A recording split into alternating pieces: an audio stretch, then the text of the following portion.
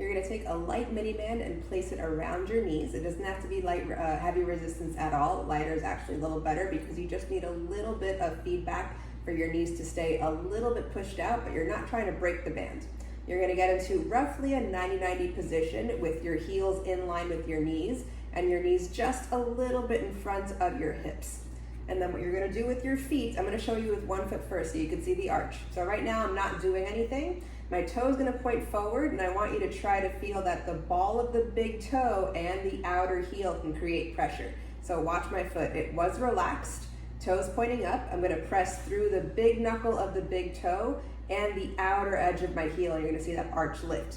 Almost like as if I'm trying to spin my foot this way. So when both feet are on the wall, I want you to think you're going to try to spin your feet this way without them actually moving on the wall. They're going to stay glued, but that's the direction you're going to feel that they turn inwards, and you're going to feel the arches lift.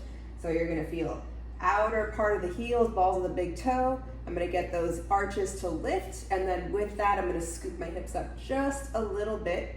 You're going to feel the hamstrings turning on. Everything else should be relaxed.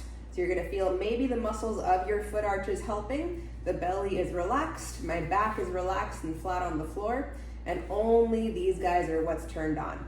Now with the band, just make sure that you keep a little bit of outer tension into the band. So I don't want your knees to pop the band. I want them to stay roughly in line with the feet. Don't push them outside of the feet. The band is going to help keep your knees where they are. And then that's where you're going to do breath. So right now I haven't done anything with the rib cage yet. You can see it's flared open. I'm going to keep this effort. You can place the hands on the ribs for now to help you guide them into the position you want. Important thing is to keep your shoulders on the floor, because if my shoulders roll forward, watch what happens. It's a fake way to get the ribs down. So we're going to keep shoulders open and relaxed on the floor. The chest is going to be open.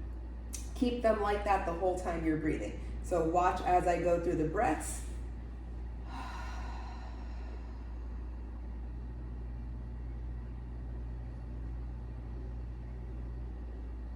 So as my ribs come down, I make sure that my shoulders don't move from being on the floor.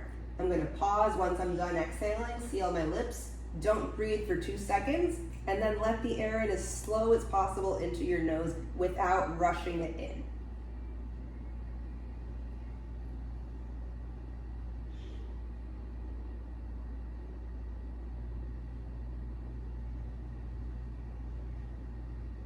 That is how long I want the inhale to take. So smooth and relaxed. Keep the same pressure in your feet. Make sure you still have that positioning where you're spinning the feet inwards toward each other without actually moving them. It's going to keep your arches lifted, and you have a little bit of outward push gently into the band the whole time.